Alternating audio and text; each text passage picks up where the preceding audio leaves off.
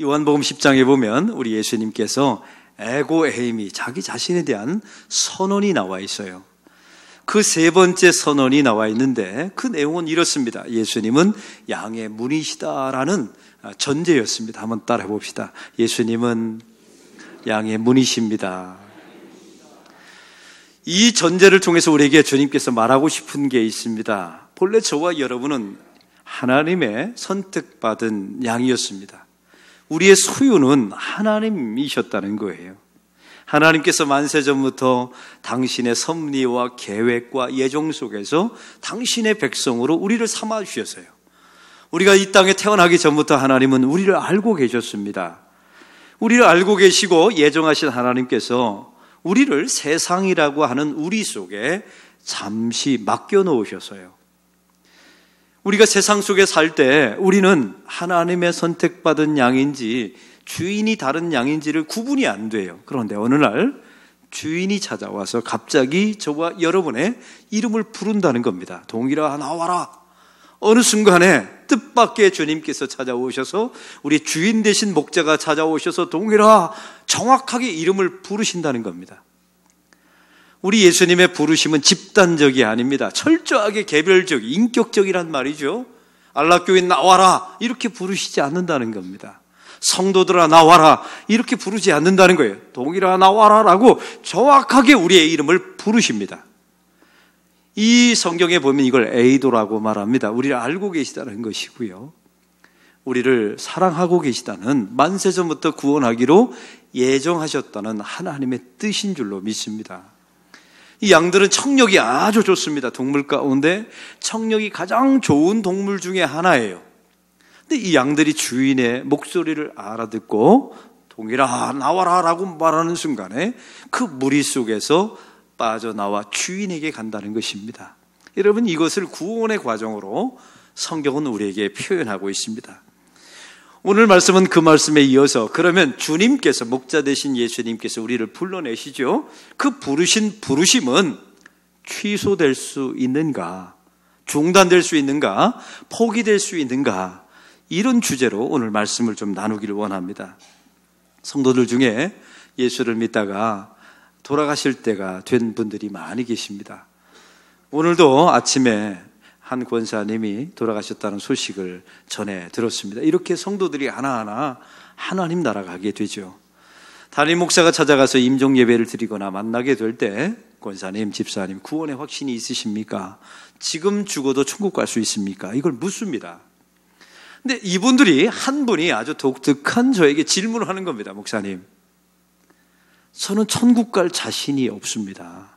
지옥 갈 것 같은데 어떻게 하면 좋겠습니까? 이게 그냥 저에게 하는 말이 아니라 진짜 두려워 떠는 마음으로, 왜냐하면 지금 죽음을 앞에 두고 있잖아요. 근데 천국 갈 자신이 없다는 겁니다.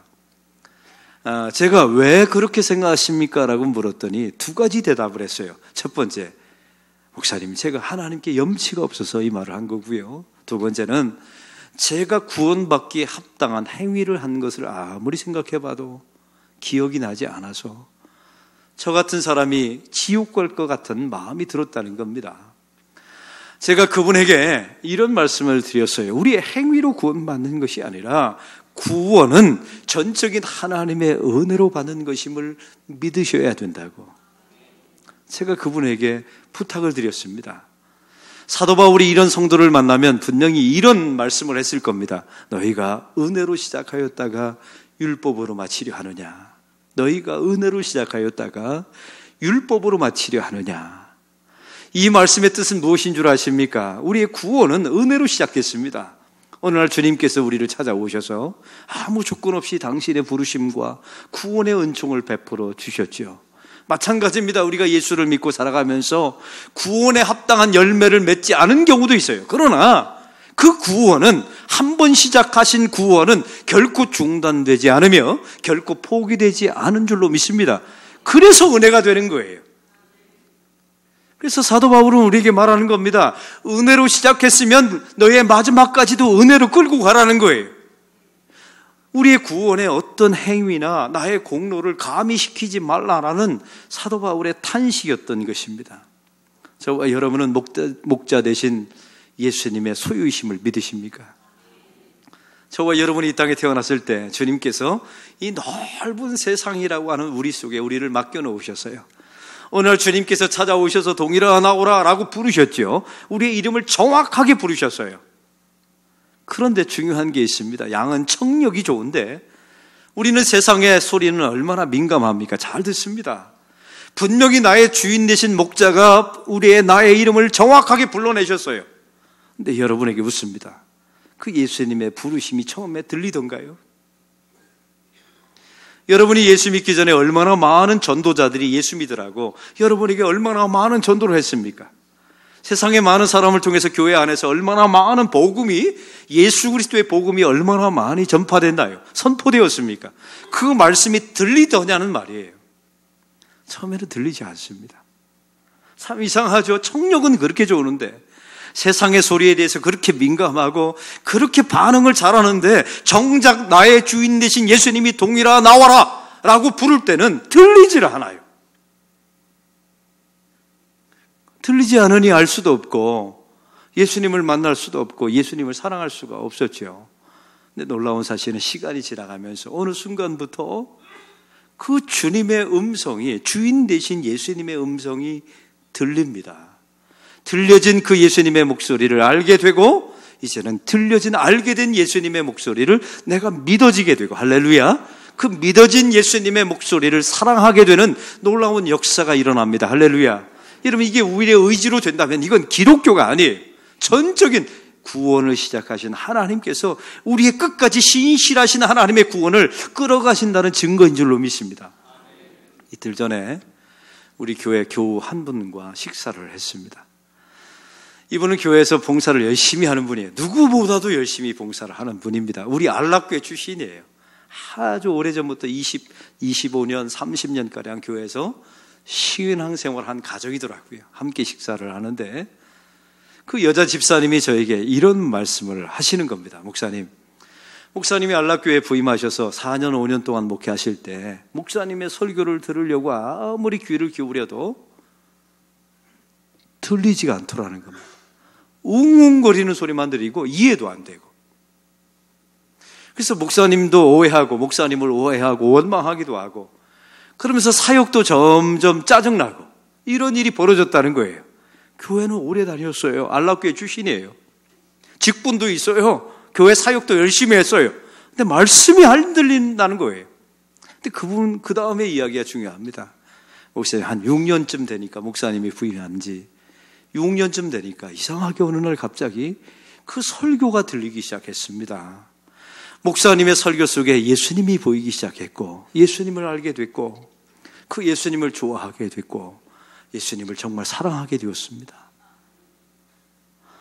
이 말씀을 저에게 하더라고요. 조금 전까지만 해도 밥 먹다가 제가 체할 뻔했는데 그 소리를 듣자마자 체기가 확 사라지는 거예요. 여러분, 이게 목사가 설교를 잘해서 해결된 문제입니까? 아니요. 그런 문제가 아니에요. 하나님의 복음의 말씀이 안 들려요. 청력은 좋은데 내 주인의 목소리가 안 들려요.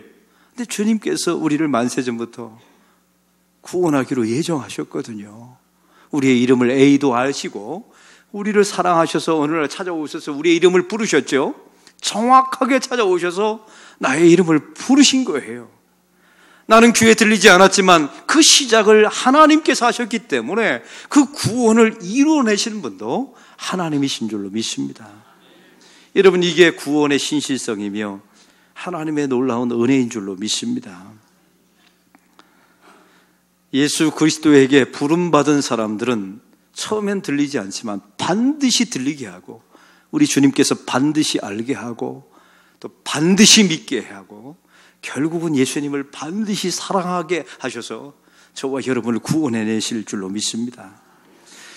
여러분, 이것을 성경에는 우리가 예정론이라고 말합니다. 만세전부터 우리를 구원하기로 택정하셨죠. 이 예정론에 대해서 말할 때 사람들은 이런 착각을 합니다. 모든 게 다 결정되어 있구나. 나는 가만히 있어도 우리 주님께서 알아서 구원해 주시겠구나. 이런 운명론을 말하고자 예정론을 말한 게 아닙니다. 많은 신학자들이 말했던, 성경이 말했던 이 예정론의 근본적인 신앙의 정신은 따로 있어요. 한 번 주님께서 부르신 자들은 반드시 그들을 구원해내신다는 하나님의 신실성을 보여주는 것이 예정론입니다. 로마서 8장 20절은 이렇게 말합니다. 또 미리 정하신 그들을 또한 부르시고, 부르신 그들을 의롭다 하시고, 의롭다 하신 그들을 영화롭게 하셨느니라. 아멘. 여러분, 이 말씀의 내용은 이렇습니다. 주님께서 우리를 부르셨죠. 주님께서 나의 백성이라고 만세전부터 계획하셨다가 나의 이름을 부르십니다. 이거를 출애굽으로 비유한다면 우리는 죄의 종살이, 사망의 종살이 가운데 애굽에서 살았던 사람들이에요. 근데 어느 날 주님께 하나님께서 모세를 보내셔서 파라오에게 이렇게 말하죠. 내 백성을 보내라. 이스라엘 백성들이 구원해달라고 말한 적이 없었어요. 근데 주님께서 모세를 보내서 그 백성을 출애굽시켜 버리십니다. 강권하심으로 말이죠. 홍해를 건너는 방식을 보세요. 그들이 기도해서 건넌 게 아닙니다. 원망밖에 안 했죠. 그들이 홍해를 가르기 위해서 무엇인가 한 것은 아무것도 없어요. 원망과 비난밖에 안 했습니다. 우리 하나님께서 모세의 손길을 통해서 그 홍해를 일방적으로 하나님의 은총으로 가르십니다. 그리고 이스라엘 백성들을 그 홍해를 지나가게 하세요. 이게 주님의 첫 번째 부르심입니다. 이 부르심은 나의 공로와 나의 의지와 나의 노력으로 된 게 아니에요. 강권하심으로 오직 하나님의 은혜로 부르심을 받은 겁니다. 할렐루야. 그래서 이 로마서 8장 20절은 이렇게 말하죠. 우리를 영화롭게 하셨느니라 라고 과거형으로 말씀하세요. 사실은 우리는 아직 천국에 가지 않지 않았습니까? 우리는 아직 죽지는 않았어요. 근데 왜 가나안 땅 천국을 갈 것을 주님께서 과거 완료형으로 말씀하셨을까요? 한번 시작하신 주님의 부르심은 천국까지 반드시 이어진다는 주님의 약속인 줄로 믿습니다. 이 예수님의 한 번 부르심과 주님의 이 홍해를 건너는 이 사건은 왜 취소되지 않을 수밖에 없을까요? 이는 왜 취소 안 되는 것입니까? 이것은 두 가지 이유 때문에 그렇습니다. 첫 번째는 만세전부터 주님께서 철저한 섭리와 계획과 예정 속에서 진행된 구원이기 때문에 이것은 한순간에 여러분의 행위를 통해서 취소될 리가 없습니다. 중단될 수가 없었던 거예요. 또한 두 번째 이유가 있습니다. 하나님께서 당신의 백성을 만세전부터 정하셨죠. 그리고 그 백성을 예수님에게 맡겨주신 거예요. 그러므로 예수님께서 그 구원의 사역을 중단할 수 없으신 겁니다. 오늘 성경 28절, 29절을 다 함께 한 목소리로 읽겠습니다. 내가 그들에게 영생을 주노니 영원히 멸망하지 아니할 것이요 또 그들을 내 손에서 빼앗을 자가 없느니라. 그들을 주신 내 아버지는 만물보다 크시니 아무도 아버지 손에서 빼앗을 수 없느니라. 아멘. 저와 여러분을 세상이 왜 빼앗을 수 없다고요? 왜 구원은 한 번 시작된 부르심은 왜 중단될 수 없습니까? 왜 포기되지 않나요? 하나님께서 당신의 백성을 예수님에게 보내셨기 때문에 그렇습니다. 저와 여러분이 바로 그런 백성인 줄로 믿습니다. 사랑하는 성도 여러분, 그럼 성경 속에 나타난 바리새인들은 어떻게 되는 겁니까? 예수님을 십자가에 죽였던 바리새인, 서기관, 사두개인, 제사장, 이걸 지금 교회로 말한다면요, 교회 하나 있는 목사들, 장로님들, 권사님들, 안수 집사님들이 예수님을 죽인 겁니다. 지금으로 비유한다면 말이에요, 종교 지도자들이 예수님을 십자가에 죽였던 거예요. 여러분, 그 이유가 무엇이라고 생각하십니까? 이 바리새인들의 구원은, 이 사람들은 처음에 하나님을 잘 믿었던 사람들이었어요. 믿는다고 자부했었죠. 나 같은 사람이 아니면 누가 구원받으랴 확신이 있었던 사람이에요. 나는 만세전부터 하나님의 택하신 선민으로 정해졌다라고 믿었던 선민의식을 가지고 있었던 사람들이에요. 이 사람들은 율법을 누구보다도 가장 철저하게 지켰던 사람들입니다. 그런데 이 사람들이 예수님을 십자가에서 살해했어요. 여러분, 그 이유가 무엇입니까? 하나님의 부르심이 취소된 것입니까? 그들의 행위를 보고. 하나님의 부르심이 중단된 것입니까? 그들의 악행을 보고요? 아닙니다. 성경이 말하는 바리새인, 서기관, 사두개인, 이 제사장들은 이런 사람들이었던 거예요. 자기 자신들이 하나님을 믿고 있다고 위장했던 사람에 불과합니다. 하나님이 그들을 부르신 적이 없어요. 그들은 하나님을 믿는다고 말하면서 실상적으로는 자기 자신의 배를 부리고 자기 자신을 믿었던 사람이죠. 자기의 영광을 추구하고 자기 자신의 영화와 자기 자신의 이익을 위하여 교회와 성전과 하나님을 팔아먹었던 사람들이었던 거예요. 이 사람들은 하나님을 믿는다고 위장했던 사람에 불과합니다. 또 한 가지는 하나님을 정말 잘 믿었다고 착각했던 사람들이에요. 하나님은 그들을 부르신 적이 없었던 것입니다. 그래서 하나님은 취소하신 적이 없어요. 성경에 나타난 가룟 유다는 어떻게 되는 것입니까? 예수님의 제자였습니다. 3년 동안, 공생애 동안 따라다녔지요. 이 가룟 유다가 결국은 예수님을 팔아먹고 자살로 끝나지 않습니까? 예수님의 부르심이 중단된 것입니까? 예수님께서 가룟 유다를 구원하기로 작정하셨는데 중간에 그의 탐심을 보고 취소하신 것이 맞습니까?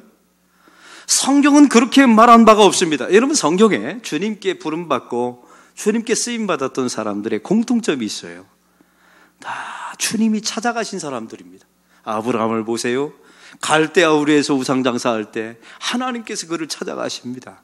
베드로를 보세요. 그가 자기 생업 가운데 물고기 잡이를 할 때 주님께서 디베라 바닷가로 그를 찾아가십니다. 사울을 보세요. 예수 믿는 사람을 탄압하려고 그는 다메섹으로 가는 도중에 주님께서 그를 빛 가운데 찾아가십니다. 사울아, 사울아, 어찌하여 나를 핍박하느냐? 주님께서 사울을 찾아가셔서 그를 부르십니다. 다시 말하면요, 나 준비되어 있습니다. 나 같은 사람이 쓰임받으면 누가 받겠습니까? 저 자원하겠습니다. 주님을 위해서 일하겠습니다. 저를 써주세요. 저는 그럴 만한 자격이 있습니다. 라고 말하는 사람은 성경에 단 한 번도 부른 적이 없어요. 다시 말하면 가룟 유다는 예수님이 부른 적이 없었다니까요. 성경에 보십시오. 예수님이 가룟 유다를 찾아가서 너 내 제자가 되라고 말한 장면이 있습니까? 없습니다. 사도 바울은 이것을 이렇게 표현합니다. 자기 자신을 표현할 때마다 중요한 두 가지 멘트를 합니다. 택하심을 입은 자 나 바울은, 한번 따라해 봅시다. 택하심을 입은 자 나 바울은. 내가 주님을 택한 게 아닙니다. 주님이 나를 찾아오셔서 강권하심으로 나를 택하셨다는 거예요. 이게 사도 바울의 고백이었습니다. 두 번째 고백은 복음을 위탁받았으니. 한번 따라해 보세요. 복음을 위탁받았으니. 이 바울이 주님, 저희가 복음을 전할 수 있는 권한을 주세요, 능력을 주세요 말한 적이 없어요. 어느 날 주님이 찾아오셔서 당신의 복음을 바울에게 위탁한 겁니다. 이걸 맡아달라고 말이죠. 우리 교회는 3년마다 항존직 선거를 합니다. 하면 이게 장로교 제도 가운데 맹점이 하나 있어요. 본래 성경에 하나님께서 직분을 뽑을 때는 두 가지 방법을 쓰십니다. 찾아가서 해달라고 말하고, 두 번째는 제비뽑기를 합니다. 왜 이런 방식으로 할까요? 그래야 은혜가 무엇인지 아니까요. 근데 교회는 이게 민주주의화되고 제도화되다 보니까 공정성을 위해서 투표해서 장로님은 3분의 2, 안수집사 권사님은 2분의 1이 되어야 이 투표에서 통과되고 사역자로 서게 됩니다. 이런 분위기를 만들면 한 가지 약점이 있어요. 나 준비되어 있습니다. 나 뽑아주세요. 나 같은 사람이 아니면 누가 일합니까? 이런 분위기가 만들어질 가능성이 있어요. 이건 하나님의 부르심이 아니었던 겁니다. 가룟 유다는 누구였을까요? 홍해를 건너긴 건넜어요. 근데 지가 배를 만들어서 건넌 사람입니다. 가룟 유다는 누구입니까? 자기가 헤엄쳐서 건넌 사람이에요. 내가 건널 수 있는 강이 아니지 않습니까? 그 구원의 강, 하나님의 부르심은 내가 노력해서, 내가 탄원해서 이루어지는 게 아니에요. 하나님이 찾아오셔서 우리를 선택하시고 예정하시고 부르셔야만 되는 거예요. 하나님이 홍해를 갈라주셔야만 우리는 은혜로 지나갈 수밖에 없는 존재였던 거죠. 가룟 유다는 자기가 배 만들어서 건넌 겁니다. 그리고 착각했죠. 주님의 제자가 되었다고. 그는 위장했습니다. 예수님을 믿는 것처럼. 어떤 문제와 예수님 자기의 이익과 맞지 않는 상황이 딱 되자마자 가룟 유다는 다시 홍해를 헤엄쳐서 이집트로 들어간 것과 무엇이 다릅니까? 사랑하는 성도 여러분, 그래서 이 장로교회 제도, 이 선거제도의 맹점을 이길 수 있는 방법은 딱 하나밖에 없어요. 저와 여러분이 피택되고 하나님의 사역자가 되었을지라도, 하나님, 저는 죄인입니다. 저는 하나님의 선택을 받을 만한 자격이 없습니다. 누구보다도 저 자체를 잘 압니다. 이렇게 죄인임에도 불구하고 구원의 부르심을 주시고 하나님의 사역자로 부르신 것은 전적인 하나님의 은혜입니다. 이것만이 하나님의 부르심입니다. 그 부르심이 없다면 여러분은 제2의 바리새인이 될 것이며 제2의 가룟 유다가 될 것입니다. 언젠가는 자기 힘으로 다시 수용해서 이집트 땅 죄악된 그 다시 도성으로 들어갈 사람이란 말입니다. 우리 주님께서 만세전부터 당신의 백성들을 계획하셨습니다. 구원하기로 이미 이름을 알고 계셨죠. 저와 여러분을 세상이라는 우리 속에 잠시 놓아두셨습니다. 어느 날 주님께서 찾아오셔서 저와 이름을 정확하게 부르시죠. 우리는 처음부터 그분의 목소리를 알아듣은 적이 없었어요. 근데 어느 순간부터 그분의 목소리가 들리고 설교도 들리고 그 설교 속에 예수님도 보이고 그 보인 예수님이 점점 좋아지고 그 예수님을 정말 믿어지는 역사가 일어나게 된 줄로 믿습니다. 이것은 우리의 노력과 힘으로 된 것이 아닙니다. 우리 주님께서 신실하신 하나님께서 만세전부터 계획하신 당신의 구원의 계획을 성취하시는 줄로 믿습니다. 우리의 안락교회가 이번에 52명이 단기 선교를 다녀왔습니다. 우리 안락교회가 10여 년 전에 필리핀을 정하고 어느 곳에 우리 선교지를 정할까 고민하다가 남르이라고 하는 앙겔로스에서 북쪽으로 3시간 올라가야 되는 아주 오지에 우리 안락교회가 선교지를 정했어요. 참 기가 막힌 것은 보세요. 우리와 아무런 연고도 없는 곳입니다. 우리와 민족도 달라고 색깔도 다르고 언어도 달라요. 근데 우리가 비행기를 타고 1,500km를 날아갑니다. 여기서 앙겔로스까지 1,500km를 날아가요. 각 개인이 100만 원씩 내서. 이번 선교팀이 그러니까 5,200만 원가량이 든 거예요. 한 팀이 꾸려지는데 놀라지도 않아요. 이 정도 비용을 내서 우리가 비행기를 타고 1,500km를 달려갑니다. 앙겔로스에 도착하면 거기서 버스를 타고 또 2시간을 북쪽으로 올라가요. 거기서 산으로 올라가는데 또 안 돼서 트럭을 타고 또 1시간을 올라갑니다. 그 오지의 오지를 찾아가서 교회를 세우고 우리가 복음을 전하고 함께 예배드리고 세례를 베풀고 이런 일을 지금까지 10년 동안 해왔어요. 그런 과정 속에서 조원준 선교사님이 그 강에서 순교하셨죠. 우리가 교회를 세운 그 마을의 강에서 순교하셨어요. 하나님의 선교가 중단될 줄 알았죠. 다 중단될 것이라고 그 남미 사람들은 우리에게 예측했답니다. 그런데 그 선교가 지속됐어요. 이번에 10년째 우리가 12기째 갔는데 얼마나 교회가 많이 부흥하고 성도들이 얼마나 진실하고 눈빛이 달라요. 여러분 8년 전에 처음에 거기 땅 밟기 하고 교회를 6년, 7년 전에 교회를 세웠을 때는 교인들이 반응이 하나도 없었어요. 아멘 이런 것도 없었고요. 손 들고 이런 것도 없었어요. 눈이 완전히 눈동자가 풀려 있었다니까요. 6년, 7년 동안 복음을 전하고 우리가 지속적으로 헌신하면서 찾아가게 될 때 주님께서 그들을 정확하게 이름을 불러주시고 처음에는 안 들렸죠. 놀라운 사실이 지금은 소문을 듭니다. 찬양하고 펄쩍펄쩍 뛰어요. 그 예배 시간에 눈물 흘립니다. 예배 시간에 아멘 아멘 아멘 화답을 합니다. 제가 물어봤어요. 저들이 뭐라고 말하냐고. 예수님이 너무 좋답니다. 할렐루야. 이런 사건을 보면서 이번에 처음 선교간 한 교인이 그러더라고요. 목사님 대단하십니다. 어떻게 이런 일을 이뤄냈습니까? 제가 한 거 아닙니다. 제가 했다면 이 정도 못해요. 제가 그럴 능력도 없고요. 선교는 하나님께서 하시는 줄로 믿습니다. 하나님께서 이루어 주신 거예요. 당신의 백성들을 만세전부터 남리 그 오지에 있는 백성을 만세전부터 나의 백성으로 삼아 놓으신 것이죠. 그리고 세상에서 방목하다가 어느 날 저와 여러분을 통해서 정확하게 그들의 이름을 불러내신 겁니다. 그들은 들리지 않았죠. 그러나 하나님의 백성이었기 때문에 들리고 믿고 알고 예수님을 사랑하게 되는 역사가 일어나게 된 줄로 믿습니다. 이런 구원의 여정이 여러분의 삶 가운데 이어질 것입니다.